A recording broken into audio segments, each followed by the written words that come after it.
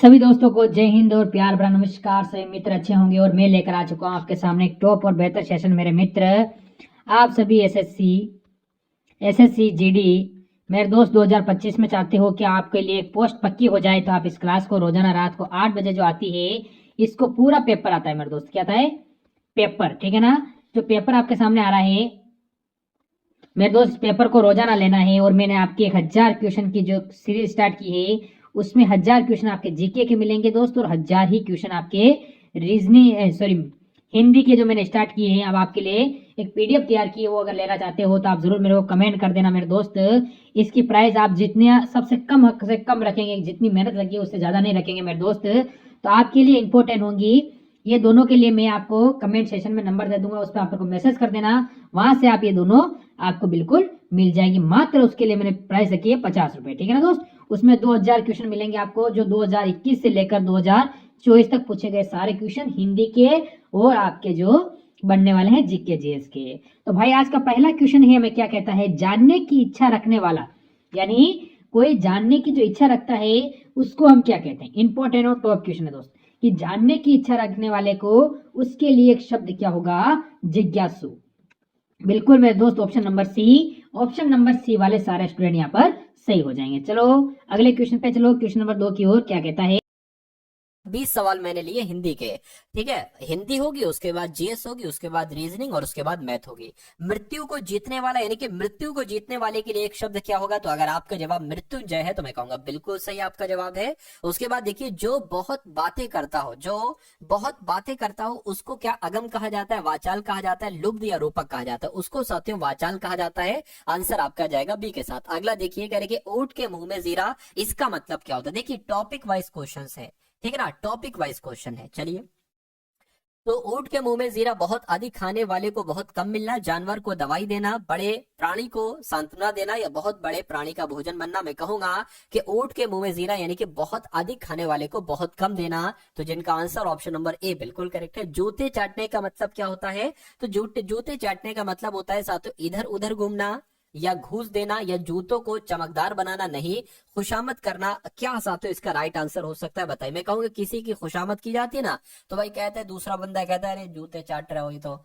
ठीक है। तो कुल मिला के राइट आंसर आपका डी हो जाएगा। अक्ल पर पत्थर पड़ना, इसका मतलब क्या होता है? मूर्ख बन जाना, अपमानजनक बात करना, बुद्धि भ्रष्ट होना, बेफिक्र होना। मैं कहूंगा मूर्ख बन जाना। आंसर आपका ऑप्शन नंबर ए हो जाएगा। अगला सवाल देखिए, अवसर का लाभ उठाना साथियों, इसका मतलब क्या होता है? अवसर का लाभ उठाना यानी कि बहती गंगा में हाथ धोना। बिल्कुल सही, पहला पढ़ा और पहला ही आपका यहाँ पर राइट आंसर हो गया। अब उसके बाद देखिए साथियों, नेक्स्ट नंबर का सवाल है आपकी स्क्रीन पर। आपसे पूछा जा रहा है कि वाक्यों में शुद्ध वाक्य का चयन कीजिए, यानी कि इसमें से कौन सा आपको शुद्ध वाक्य लग रहा है, मुझे बताइए। देखिए, वह एक महिला विद्वान थी, क्या वह एक महिला विद्वान थी ये होगा साथियों, या वह एक विदुषी महिला थी? ठीक है, एक विदुषी, ये तो क्रम ही गलत है, ठीक है, ये भी गलत हो जाएगा। वक्त एक, ये भी गलत हो जाएगा। वह एक महिला विद्वान थी या वह एक विदुषी महिला थी, क्या यहाँ पर साथियों होना चाहिए? आप लोग यहाँ पर मुझे बता दीजिए।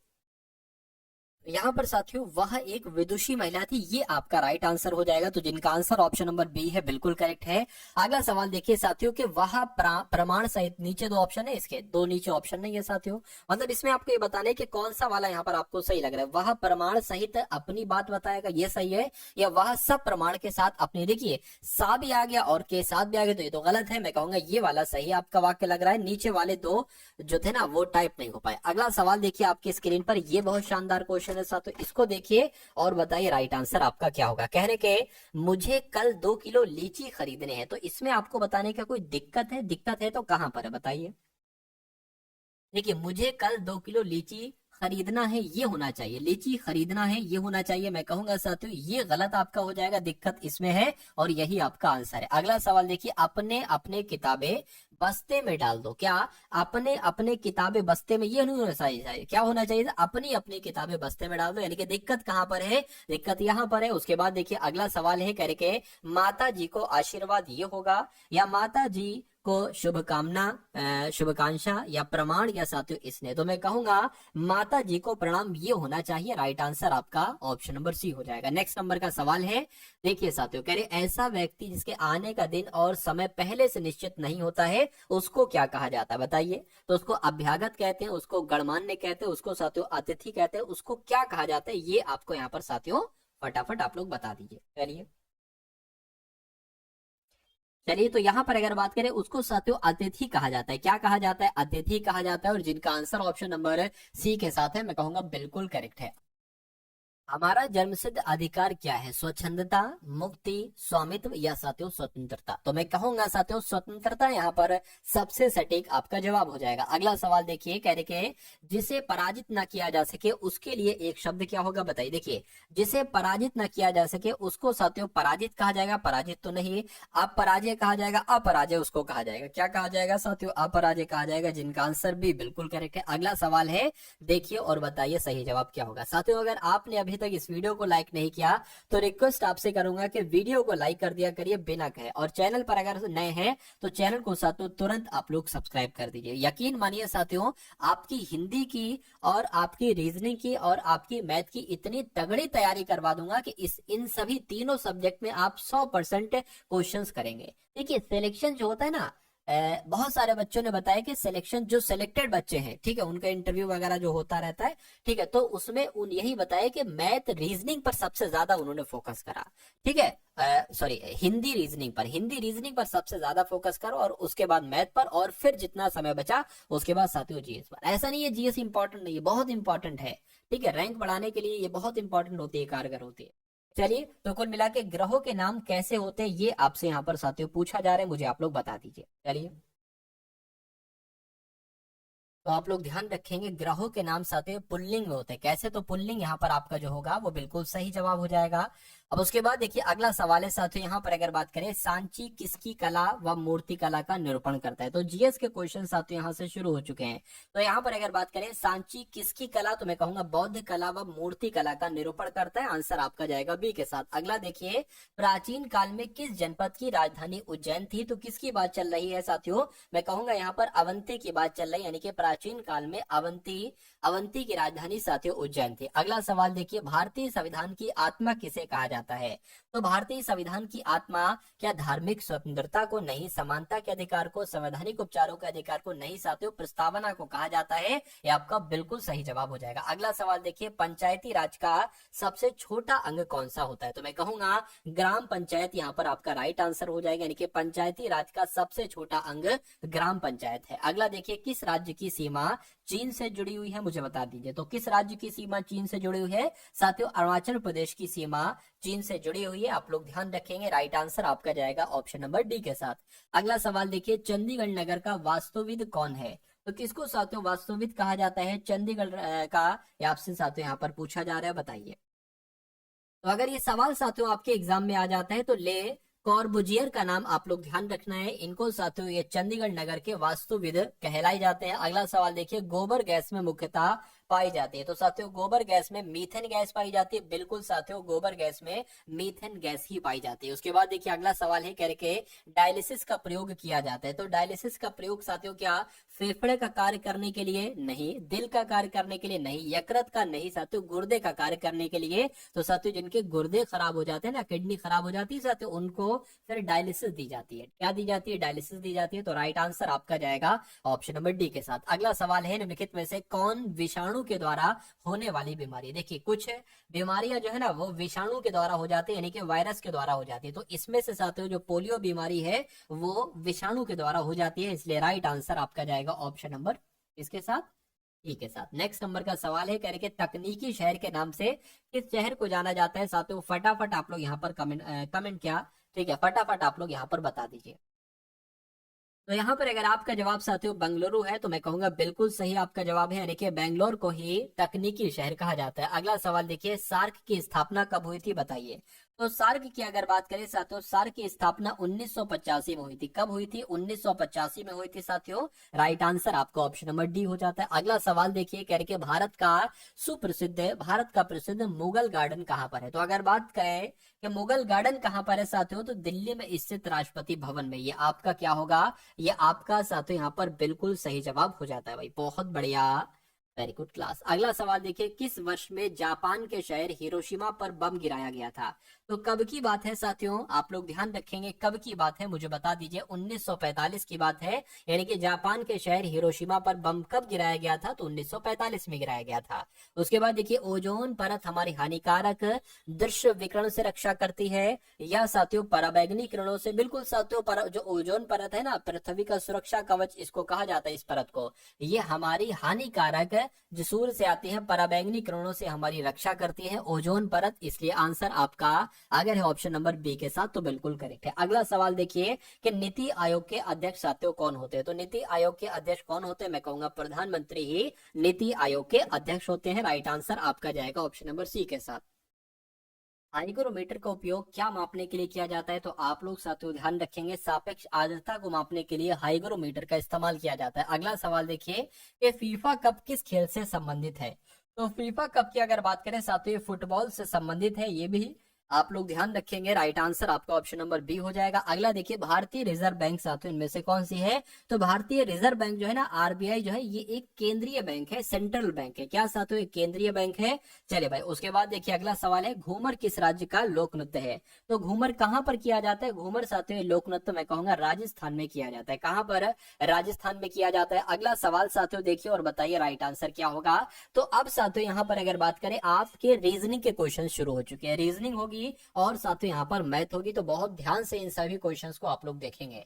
तो दिए गए विकल्पों में से सबसे विषम शब्द आपको बताना है कौन सा है। देखिए, टैंक है, महासागर है, कुआं है, झील है। अब सबसे अलग की यहाँ पर अगर बात करें तो मुझे टैंक एक ऐसा ऑप्शन लग रहा है जो इन तीनों से भिन्न है, क्योंकि साथियों झील को एक जगह पे जहां पर झील है तो वो वहीं पर रहेगी, ठीक है। कुआं जहां पर है वहीं पर रहेगा, महासागर जहां पर वहीं पर रहेगा, लेकिन इसको आप टैंक को जहां चाहो रख दो, ठीक है। तो सबसे अलग सबसे विषम कौन सा? ऑप्शन नंबर ए वाला है। अब उसके बाद देखिए अगला सवाल है और इस सवाल का जवाब साथियों देने की आप लोग कोशिश कीजिए। देखिए, यानी कि ए को 5 लिखा जाता है, डी को 6 लिखा जा रहा है, सी को 7 लिखा जा रहा है और डी को 8 लिखा जा रहा है। तो बताइए 16, 5, 27, 29, 9, 22, 23 को कौन से अंकों को कौन से शब्द साथियों इनसे बनेंगे? देखिए, ये ए 1 पर होता है, इसको 5 बना दिया गया तो मेरे हिसाब से 4 जोड़ा गया है। बी 2 पर होता है, 2 में 4 जोड़ेंगे 6 बन जाएगा। सी 3 पर होता है, 4 जोड़ेंगे 7, मतलब कुल मिला के सब में 4 4 4 जोड़ा जा रहा है। तो इन सब में साथियों 4 जोड़ दो, तो 16 में 4 जोड़ेंगे 20 आ जाएगा। 20 पर आता है क्या साथियों? 20 पर आता है टी, और टी मुझे इस ऑप्शन में दिख रहा है, इस ऑप्शन में दिख रहा है। इसमें 4 जोड़ेंगे 9, 9 पर आता है साथियों आई। 9 पर क्या आएगा साथियों? यहाँ पर 9 की अगर बात करें तो 9 पर आपका आई आ जाएगा, ठीक है ना। लेकिन यहाँ पर तो आई है नहीं, ये कोई दिक्कत तो नहीं साथियों, इसमें 4 जोड़ा जा रहा ना, तो अगर हम इसमें साथियों 4 जोड़े तो ये तो फिर ज्यादा हो जाएगा। अगर हम इसमें 4 जोड़े तो कितना हो जाएगा? 13, यानी कि एम एम कहाँ पर? एम भी साथियों यहाँ पर नहीं है, तो लॉजिक क्या होगा? लॉजिक है तो हमारा फेल सा लग रहा है। अच्छा, एक काम साथियों ये है, क्योंकि अब मैं समझ गया, आपने थोड़ा सा ध्यान दे देते अगर तो काम हो जाता। यहाँ पर पूछा आखिर ये जा रहा है, आप अब इसमें 4 4 माइनस करना है, ये भी तो देखिए भाई। अगर यहाँ पर नंबर्स लिखे होते, जिसके पी लिखा होता तो हम उसमें 4 बढ़ा देते, लेकिन यहाँ पर तो ऑलरेडी नंबर लिखा हुआ है, ठीक है। तो इसमें 4 घटा के हमें लिखना होगा, यानी कि यहाँ पर आएगा 12, और 12 पर साथियों क्या होता है? 12 पर होता है एल, एल यहाँ पर मिल गया हमें। ये 5 है, इसमें से 4 घटेगा, घटेगा तो साथियों 1 आएगा, 1 पर होता है ए, तो ये आ गया, ठीक है ना। इसमें अगर साथियों 4 घटाओगे तो आएगा 23, 23 पर होता है साथियों डब्ल्यू। तो कुल मिला के मैं कहूंगा आंसर हमारा जाएगा ऑप्शन नंबर बी के साथ। अगला सवाल है आपकी स्क्रीन पर, देखिए सवाल को और बताइए कि आपका सही जवाब साथियों यहाँ पर किस ऑप्शन के साथ जाएगा। कह रहे के प्रश्न आकृति देखिए, कह रहे कि इससे ये आकृति बनाई गई है, तो इस आकृति से साथियों यहाँ पर क्या बनाया जा सकता है आपको बताने। देखिए, मैं कहूंगा यहाँ पर 1 2 3 लाइन है, यहाँ पर कितनी हो गई? 4 लाइन हो गई, 1 2 3 और 1 4। तो यहाँ पर 1 लाइन है, तो जाहिर सी बात है यहाँ पर 2 लाइन हो जाना चाहिए। कैसी हो जाना चाहिए साथियों? 2 लाइन हो जाना चाहिए। अब 2 लाइन इसमें है नहीं, इसमें तो 3 लाइन है, इसमें है 2 लाइन, इसमें 2 लाइन है। तो आपको बताने कि यहाँ पर क्या साथियों बनेगा, ये आपको यहाँ पर साथियों बताने। देखिए, ऐसा तो पॉसिबल ज्यादा नहीं, लेकिन ये इसकी ज्यादा पॉसिबिलिटी लग रही है कि ये वाला एक लाइन ऐसे निकली है, क्योंकि इधर के लिए भी इधर ही के लिए लाइन निकली है, तो यहाँ भी ऐसे ही लाइन निकली होगी। तो मैं कहूंगा कि आंसर हमारा जो जाएगा वो ऑप्शन नंबर बी के साथ जाएगा। अगला सवाल देखिए, कहा जा रहा है कि निम्न में से कौन सा शब्द दिए गए शब्द से बनाया जा सकता है, यानी कि डेडिकेट, इनमें से कौन सा शब्द दिए गए शब्द से बनाया जा सकता है। तो डेडिकेट जो लेटर है उनसे क्या ये बनाया जा सकता है, देखिए जरा, डीई है, डीई भी यहाँ पर है, सी भी है, सी भी है, आई भी है, डी और ई भी है, ठीक है, ये बनाया जा सकता है। डिमांड क्या बनाया जा सकता है साथियों, डीई है, एम नहीं है तो ये नहीं बनाया जा सकता है। क्या ये बनाया जा, अच्छा यहाँ पर आर है तो यहाँ कहीं भी आर नहीं, यानी कि ये भी नहीं बनाया जा सकता है। इसमें साथियों अगर बात करें यू है और यहाँ पर भी यू नहीं, यानी कि ये वाला भी नहीं बनाया जा सकता है। मैं कहूंगा कौन सा बनाया जा सकता है, ऑप्शन नंबर ए वाला बनाया जा सकता है। अगला सवाल देखिए कि दिए गए 4 विकल्पों में से कौन सा विकल्प नीचे दिए गए 4 शब्दों का सार्थक क्रम साथियों दर्शाता है। तो यहाँ पर अगर साथियों बात करें कि नींव रखना, पलस्तर करना, निर्माण करना, पेंट करना, यानी कि कहने का मतलब यह है कि इसको आपको क्रम से लगाना है। कैसे लगाना है साथियों, इसको आपको क्रम से लगाना है। देखिए किसी भी चीज की आप सबसे पहले इसमें नींव रखेंगे, ठीक है ना, क्या रखी जाएगी साथियों, नींव रखना सबसे पहले हो जाएगा। उसके बाद क्या एकदम से पलस्तर कर देंगे या निर्माण करेंगे या पेंट करेंगे, तो उसके बाद साथियों आप उसका निर्माण करेंगे। क्या करेंगे, उसका निर्माण करेंगे। और उसके बाद साथियों निर्माण करने के बाद आप क्या करेंगे, उस पर पलस्तर करेंगे, उस पर पलस्तर करेंगे और फिर साथियों उस पर पेंट कर देंगे, यानी कि पलस्तर हो जाएगा और फिर साथियों पेंट हो जाएगा। तो ये क्रम कैसे बना, सबसे पहले आ गया साथियों कौन सा वाला, एक वाला, तो एक आ गया, और उसके बाद निर्माण वाला आ गया यानी कि 3 वाला आ गया, और उसके बाद पलस्तर वाला आ गया यानी कि 2 आ गया, और फिर 1 आ गया। तो 1 3, ये तो भाई क्या पेंट करना चाहिए है, 4 है। तो ये क्रम आपको बताना है साथियों, कहां पर लिखा हुआ 1 3 2 4, तो ऑप्शन नंबर बी में लिखा हुआ है। तो ये आपका बिल्कुल सही जवाब हो जाता है भाई, बहुत बढ़िया, वेरी गुड क्लास। अगला सवाल देखिए साथियों इसी प्रकार कह रहे कि इनमें से भिन्न आकृति आपको बताना है, ठीक है। देखिए भिन्न आकृति की अगर बात करें, यहाँ पर ट्रायंगल है, ट्रायंगल सर्किल हो गया, और ये एक तरीके से वर्ग हो गया। अच्छा एक काम करिए कि ये कोई आकृति है, उसमें बीच में एक लाइन बनी है, ठीक है, ये कोई आकृति, इसमें बीच में लाइन नहीं बनी है, यानी कि ये वाला पार्ट कम है, ये वाला पार्ट ज्यादा है, जबकि ये वाला पार्ट जितना है उतना ही पार्ट ये है, जितना पार्ट इधर का है उतने पार्ट इधर का है, जितना पार्ट इधर का है उतने पार्ट इधर का है, लेकिन जितना इधर पार्ट है उधर इतना पार्ट नहीं है। तो सबसे अलग कौन सा होगा, ऑप्शन नंबर बी वाला होगा, बी वाला होगा, तो यही आपका बिल्कुल सही जवाब हो जाएगा। उसके बाद देखिए साथियों अगला सवाल है कह रहे दिए गए विकल्पों में से विषम बताइए। तो मैं आपको करवा चुका हूं, टैंक सबसे यहाँ पर अलग हो जाएगा, ठीक है। चलिए ये वाला सवाल भी बता चुका हूं। 6 लड़कियां ए बी के डी ई पी और पंक्ति में खड़ी, कितने लड़कियां, 1 2 3 4 5 6, 6 लड़कियां, ठीक है। उसके बाद क्या कहा जा रहा है, बी डी के बीच में। तो साथियों सबसे पहले हमें क्या करना चाहिए, एक पंक्ति हम बना लेते हैं और इसमें 6 लोगों की जगह बना देते हैं, 1 2 3 4 5 और साथियों 6, ठीक है ना। कह रहे कि बी जो है ना, बी ये डी और पी के बीच में है। ए ना ही पी के बगल में है और ना ही डी के बगल में है, के डी के बगल में नहीं है, और ई ए और के बीच में। ये बात साथियों क्लियर है, इतनी बात ठीक है। चलिए तो एक काम साथियों आप ये करिए, क्या आप एक काम करिए, आप कर लीजिए बी जो है ना, बी डी और पी के बीच में, तो डी और पी को आप कहीं पर भी बना लीजिए, मान लीजिए, ठीक है, मान लीजिए साथियों डी आप यहाँ पर बना लेते हैं और पी आप यहाँ पर बना लेते हैं, तो करेंगे डी और पी के बीच में बी है, यानी कि यहाँ कहीं भी यहाँ पर बी हो जाएगी। उसके बाद क्या कहा जा रहा है, देखिए जरा इसको देखिए, यानी कि ए ना ही पी के बगल में, यानी कि ए यहाँ पर नहीं है, ठीक है, और ना ही डी के बगल में, यानी कि ए यहाँ पर भी नहीं है और यहाँ पर भी नहीं। तो जाहिर सी बात है साथियों कि ए कहाँ पर होगा, ए कहीं यहाँ कहीं होगा, ठीक है। उसके बाद क्या कहा जा रहा है, कह रहे कि डी के बगल में नहीं है। अच्छा के जो है वो डी के बगल में नहीं, अच्छा के भी यहाँ पर नहीं है, के की अगर बात करें,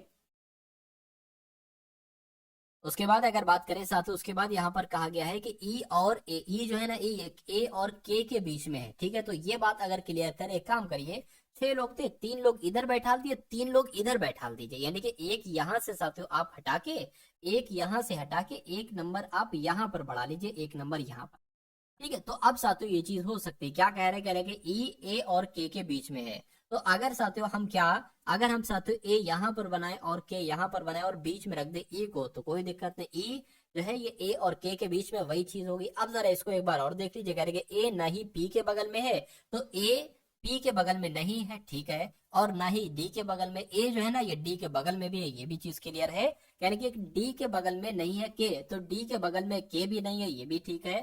ठीक है, तो ये सब हो गया। कहेंगे पी किसके बीच में है, तो पी की अगर बात करें, पी यहाँ पर है जो कि के और बी के बीच में है, तो के बी कहाँ पर लिखा हुआ है, के बी सातों ऑप्शन नंबर ए में लिखा हुआ है। तो मैं कहूंगा ये क्या होगा, ये आपका बिल्कुल करेक्ट आंसर हो जाता है भाई, बहुत बढ़िया, वेरी गुड क्लास। अब उसके बाद देखिए अगला सवाल है साथियों आपके स्क्रीन पर, देखिए और बताइए सही जवाब आपका यहाँ पर किस ऑप्शन के साथ जा सकता है।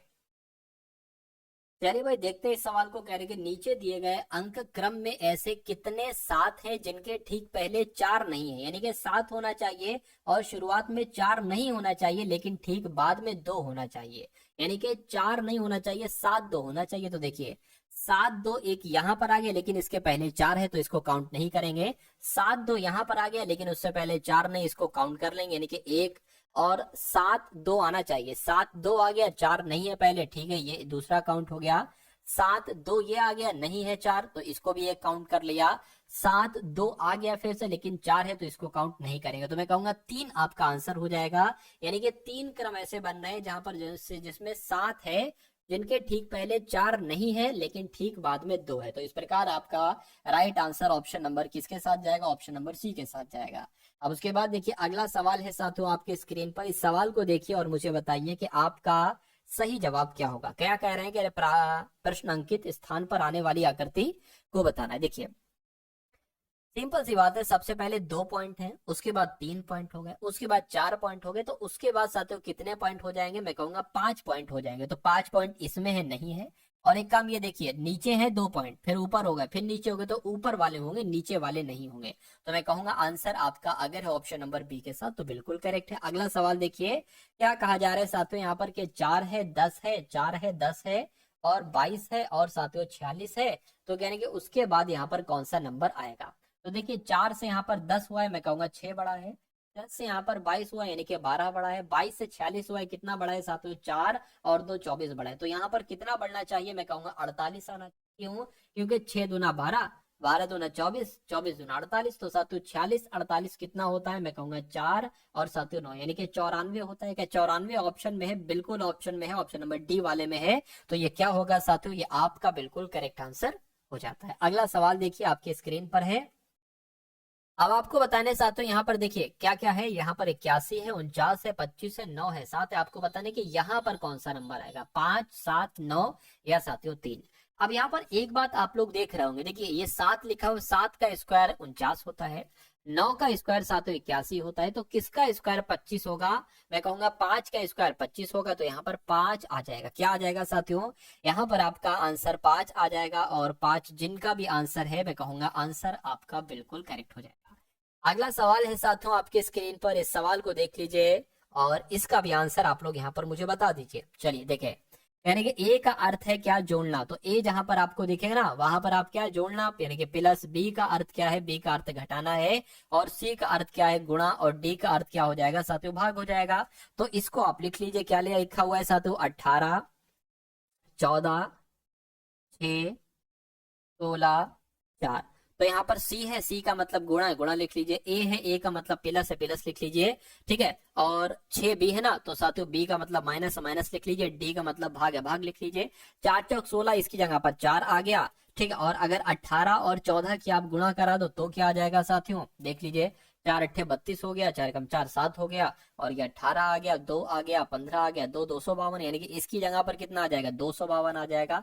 252 प्लस 6 कितना हो जाएगा साथियों, 252 और 6 आपका 258 हो जाएगा। 258 में से अगर 4 जाता है तो 254 बचता है। क्या कहीं 254 ऑप्शन में है, मैं कहूंगा बिल्कुल ऑप्शन में है, ऑप्शन नंबर बी वाले में 54 है 200। तो आपका right answer option number B हो जाएगा। आप इस सवाल को देखिए और इस सवाल का जवाब मुझे बताइए। देखिए एक ऐसी आकृति आपके पास है, कागज का टुकड़ा है गोल करके टाइप का, आपने इसको यहां से फोल्ड किया, आपने इसको, ये वाला पार्ट इसके ऊपर आ गया, ठीक है। अब उसके बाद आपके पास एक ऐसी आकृति आ गई होगी, ऐसी आकृति आपने अब इस बार साथियों यहां से फोल्ड किया और ये वाला पार्ट इसके ऊपर आ गया, यानी कि अब आपके पास एक ऐसी आकृति आ गई। आपने किया क्या साथियों, आपने यहां से बीच से कट लगाया। तो जब यहाँ बीच से एक हल्का, या मैं कह सकता हूँ बीच से आपने कट लगाया, तो ये कैसा, देखिए जब ये वाला इधर का आया ना पार्ट, तो यहाँ पर भी एक कट होगा, यहाँ पर भी एक कट होगा, और यहाँ पर भी एक कट होगा। तो ऐसा कहाँ पर कट लग रहा है, यहाँ पर नहीं, यहाँ पर तो नहीं लग रहा, कट लग रहा है ऐसे, और ये है ऐसे, तो यहाँ पर भी नहीं लग रहा। साथ ऑप्शन नंबर डी में लग रहा है, तो ये क्या होगा, ये डी ही आपका बिल्कुल सही और सटीक जवाब हो जाता है। बहुत बढ़िया, वेरी गुड क्लास। साथियों अभी हम लोग साथियों यहाँ पर क्या करेंगे, अभी हम लोग यहाँ पर मैथ के क्वेश्चंस भी देखेंगे, ठीक है। तो दिए गए विकल्पों में से विषम समूह का साथियों आपको क्या करना है, विषम समूह का आपको चयन करना है। चॉप हो गया, स्लिट हो गया, ट्रिप हो गया, स्लाइस हो गया। देखिए इन अगर तीन की बात करें तो इन तीन का मतलब साथियों क्या, और मैं कहूंगा जिसके चिड़िया चहचहाती वगैरह, तो उसको कहते हैं चिरिप। लेकिन यहाँ पर साथियों एक तरीके से कोई स्लाइट है, स्लाइस है, चॉप है, तो कहीं ना कहीं इसका मतलब एक ही होता है, ठीक है, काटना वगैरह करके ही ऐसा मतलब होता है। लेकिन इसका मतलब सबसे अलग है इन तीनों में से, तो ये आपका बिल्कुल सही जवाब हो जाएगा। उसके बाद देखिए अगला सवाल है साथियों आपके स्क्रीन पर, क्या यहाँ पर पूछा जा रहा है, कह रहे हैं कि SEVEN को 2 3 1 3 6 लिखा जाता है, और EIGHT को 3 4 5 6 7 9 लिखा जाता है। तो NINE को क्या लिखा जाएगा, ये आपको साथियों यहाँ पर क्या करना है, ये आपको यहाँ पर बताना है। चलिए देखिए यहाँ पर अगर बात करें साथियों, ऐसा तो नहीं, देखिए एस का कोड 2 है, ई का कोड 3 है, कैसे बना दिया गया नहीं समझ में आ रहा होगा। अब एक काम करिए, NINE, NI आपको यहाँ पर मिल जाएगा, एन यहाँ पर एन का कोड 6 है, तो क्या एन की जगह पर 6 आ जाएगा, देख लीजिए करके। आई यहाँ पर हो गया, ये आई का कोड क्या है 4 है, तो यहाँ पर 4 आ गया, 64 हो गया, बिल्कुल मिल गया। एन का कोड क्या है 6, 6 आ गया, तो ये हो गया। और ई का कोड क्या है देख लीजिए, ई का कोड साथियों क्या है, ठीक है 3 है, तो यहाँ पर 3 आ गया, यानी कि 64 63 कहाँ पर लिखा हुआ है, 64 63 आपका ऑप्शन नंबर किस में लिखा है, ए में लिखा हुआ है। तो ये क्या होगा, ये आपका साथियों बिल्कुल करेक्ट आंसर हो जाता है। उसके बाद देखिए अगला सवाल है, तो साथियों अब यहाँ पर आप लोग कुछ मैथ के क्वेश्चंस देख लीजिए, ठीक है ना। तो मैथ के क्वेश्चंस की जब हम बात करें साथियों, कह रहे कि दो संख्याओं का लासा 2079 है और मासा 27 है, तो साथियों तदनुसार यदि उनमें से एक संख्या 189 है तो दूसरी संख्या कितनी होगी, ऐसा सवाल आपसे पूछा जाता है। तो इसका एक साथियों सूत्र होता है, देखिए पहली संख्या गुणा दूसरी संख्या, क्या पहली संख्या गुणा दूसरी संख्या, क्या साथियों पहली संख्या गुणा दूसरी संख्या, और अगर बात करते हैं साथियों बराबर आपका क्या हो जाएगा, ठीक है लासा हो जाएगा, गुणा क्या हो जाएगा, मासा हो जाएगा। अब यहाँ पर आपको क्या, आपको इनमें से एक संख्या यानी कि पहली संख्या दे रखी है कितनी 189 है, गुणा दूसरी संख्या आपको बताना है, दूसरी संख्या आपसे पूछी जा रही है, बराबर लासा कितना है 2079 है, और साथियों मासा कितना है 27 है, मासा कितना है 27 है। अब एक काम करिए 289 यहाँ नीचे आ जाएगा 289, ठीक है, और यहाँ से मैं हटा देता हूँ, इरेज कर देता हूँ यहाँ से। तो अब साथियों इसको आपको कट करना है, क्या 9 से कटेगा, 9 कम 9 18 9 3 27 आ जाएगा, 9 2 18 9 कम 9 हो जाएगा, 3 से साथियों 7 यहाँ पर आ जाएगा, क्या ये कटेगा साथियों देख लीजिए, ठीक है 2079 बटे 7 है, तो 7 दूना 14 6 आ गया साथियों, 7 7 49, 7 नीम आपका कितना हो जाएगा 63 हो जाएगा, 7 नीम आपका 63 हो गया। और यहाँ पर अगर बात करें 4 7 7 49 आ गया, यानी कि 297 आ गया, और 297 कौन से ऑप्शन में है साथियों, ऑप्शन नंबर ए वाले में है, तो यही आपका बिल्कुल सही जवाब हो जाता है। चलिए भाई अब उसके बाद देखिए अगले नंबर का सवाल है आपकी स्क्रीन पर, कहा जा रहा है कि एक आदमी की कुल आय 5200 रुपए है, इनमें से 3000 रुपए कर मुक्त है, यानी कि देखिए टोटल उसकी जो इनकम है ना वो 5200 है, लेकिन इन 5200 में से 3000 रुपए की जब हम बात करते हैं ना साथियों, तो इस 3000 रुपए पर साथियों क्या टैक्स नहीं लगता है, ये सबसे अच्छी बात है, क्या नहीं लगता है साथियों, टैक्स नहीं लगता है, ये सबसे अच्छी बात है। तो कुल मिला के देखिए साथियों जो जो चीजें आपको यहाँ पर समझाई जाए उन सभी चीजों को आपको देखना है। चलिए हाँ, तो जो टोटल उनकी इनकम 5200 है और साथियों 3000 पर टैक्स नहीं लगता है, तो साथियों अगर बात करें कितने पर टैक्स लगता है, तो 5200 में से जब 3000 को माइनस करोगे तो मैं कहूंगा 2200 यहाँ पर आएगा, यानी कि 2200 रुपए पर टैक्स लगता है। तो यानी कि 3% की दर से आयकर देने के बाद, अच्छा इस पर जो बचा हुआ है ना इस पर तो टैक्स लगेगा, कितना लगेगा 3% का लगेगा, तो देखिए जरा कितना लग रहा है 22 3 66, यानी कि 66 रुपए का टैक्स लग रहा है, क्या 66 रुपए का साथियों कर लग रहा है। तो 3% का की दर से आयकर देने के बाद उसकी शुद्ध आय साथियों कितनी होगी, इतनी सी बात आपसे यहाँ पर पूछी जा रही है, ठीक है ना। तो साथियों ये 66 की अगर बात करें ये आप लोग क्या कर दीजिए, ये आप साथियों इसमें से माइनस कर दीजिए और वही आपकी शुद्ध आय होगी, यानी कि 5200 में से अगर 66 माइनस कर देते हैं तो साथियों 4 आ जाएगा, 3 आ जाएगा, 1 5, यानी कि 5134 यहाँ पर आ जाएगा। तो 5134 कौन से ऑप्शन में है? मैं कहूंगा ऑप्शन नंबर सी वाले में। अगला सवाल देखिए आपकी स्क्रीन पर है। इस सवाल की अगर साथियों बात करते हैं कि इस सवाल का आपका जवाब यहाँ पर क्या हो सकता है, फटाफट आप लोग यहाँ पर बताइए। चलिए भाई, तो क्या कहा जा रहा है, कह रहे कि किसी साड़ी, क्या साथियों, किसी साड़ी की अंकित मूल्य, किसी साड़ी का अंकित मूल्य 200 रुपए, यानी कि उस साड़ी पर कितने रुपए लिखे हुए हैं? 200 रुपए लिखे हुए हैं। इस अंकित मूल्य पर 20% की छूट दी जाती है। कितने पर? 20% की छूट दी जाती है। ठीक है, 20% की तो छूट दी जाती है। देखिए 200 रुपए का 10% हो जाएगा 20 रुपए, और 20% कितना हो जाएगा? 40 हो जाएगा। यानी कि अगर 200 रुपए पर 40 रुपए की छूट दी जाती है, यानी कि वो वस्तु 160 रुपए में जाती है। तो कहने के उसके बाद देने के मतलब छूट देने के बाद दुकानदार को 16 रुपए लाभ होता है। तो अच्छा भाई, इसमें 16 रुपए लाभ भी है, ये एक तरीके से विक्रय मूल्य है।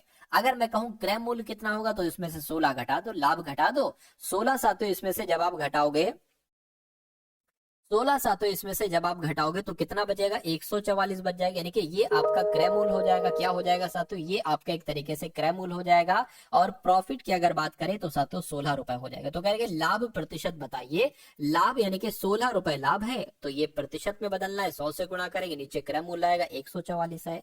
ये इतनी सी बात क्लियर, ये बात क्लियर है, बिल्कुल क्लियर। अब इसको साथियों कट कर लीजिए, 50 आ जाएगा, 2 से कट करेंगे, 2 सते 14, 2 दूना 4 यहाँ पर आ गया, फिर से 25 आ जाएगा, 2 से कट करेंगे, 2 3 6, 2 6 12 आ गया। अब इसको किससे कट करे साथियों? 2 से कट करे, या आपका 2 8 आ गया। अब ये बचा है ऊपर, नीचे क्या हो जाएगा? 18 हो जाएगा। एक बार और अगर कट करें, देखिए और अगर कट करें तो ये साथियों 4 आ जाएगा, 25 आ गया, और ये आपका 9 आ जाएगा। यानी कि कहने का मतलब है 100/9 यहाँ पर आ रहा है। तो थोड़ा सा साथियों इसको स्पेस दे देते हैं हम।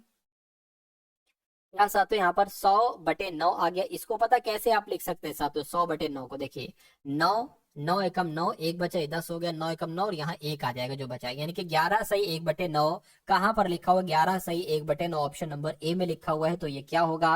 ये आपका बिल्कुल करेक्ट आंसर साथियों हो जाएगा भाई। बहुत बढ़िया, वेरी गुड क्लास। चलिए अब उसके बाद देख लीजिए, नेक्स्ट नंबर का सवाल है, किसी व्यापार में ये क्या लिखा हुआ है साथियों? 10,000 है। कितना है? ये 10,000 है, ये 9 नहीं है, और 9 यहाँ पर आपका आ जाएगा। यानी कि ए जो है ना, ये 10,000 रुपए लगाता है, 9 महीने के लिए निवेश करता है, ठीक है। और बी जो है ये 18,000 लगाता है। 18,000 होना चाहिए, जब ये 10 है तो ये 18,000 होना चाहिए। यानी कि दो लोग यहाँ पर हैं, ए है और बी है। ए लगाता है साथियों 10,000 रुपए, और बी लगाता है साथियों 18,000 रुपए, ठीक है। कुछ समय के लिए लगा, अच्छा ये 9 महीने के लिए लगाता है, और ये कुछ समय के लिए, मान लीजिए एक समय के लिए लगाता है, ठीक। यदि ए तथा बी का लाभ समान, यानी कि इन दोनों का जो लाभ आ रहा है वो समान आ रहा है, तो बी ने कितने समय के लिए पूंजी निवेश की, यानी कि एक्स का मान आपको बताना है। तो इसको अगर हम बराबर साथियों मान लेते हैं, ठीक है, अगर बराबर साथियों इसको मान लेते हैं तो इसकी गुणा इससे हो जाएगी, तो ये कितना हो जाएगा? 10,000, यानी कि 9 से गुणा कर 90,000 हो जाएगा। 90,000 हो गया। और अगर बात करते हैं साथियों, ये बराबर हो गया, और ये क्या हो गया? एक तरीके से 18,000 हो गया, और गुणा एक्स हो गया। तो यहाँ पर अगर बात करते हैं साथियों, ये इसके एक तरीके से क्या आ जाएगा? नीचे आ जाएगा। क्या आ जाएगा? नीचे आ जाएगा, क्योंकि बराबर लगा तो क्रॉस मल्टीप्लाई हो जाएगी। और इसको मैं यहाँ से इरेज कर देता हूँ, इसको यहाँ से इरेज कर देता हूँ। बाकी यहाँ पर नीचे 18,000 आपका आ जाएगा। अब देखिए इन 3 जीरो से ये 3 जीरो कैंसिल हो गए, 18 एकम 18, 18 पंजे कितना हो जाएगा साथियों? 90 हो जाएगा। कितना हो जाएगा साथियों? 18 पंजे की अगर बात करते हैं यहाँ पर, 18 पंजे आपका 90 हो गया। तो अब x का बराबर आपका क्या निकल आया? 5 निकल आया। तो मैं कहूंगा 5 महीने आपका आंसर हो जाएगा। कैसे हो जाएगा? तो बी ने कितने समय के लिए पूंजी निवेश की? तो मैं कहूंगा 5 महीने के लिए पूंजी निवेश की। 5 महीने कहां पर है साथियों? ऑप्शन नंबर बी वाले में। तो जिनका आंसर ऑप्शन नंबर बी के साथ है, मैं कहूंगा आंसर आपका साथियों बिल्कुल करेक्ट है भाई।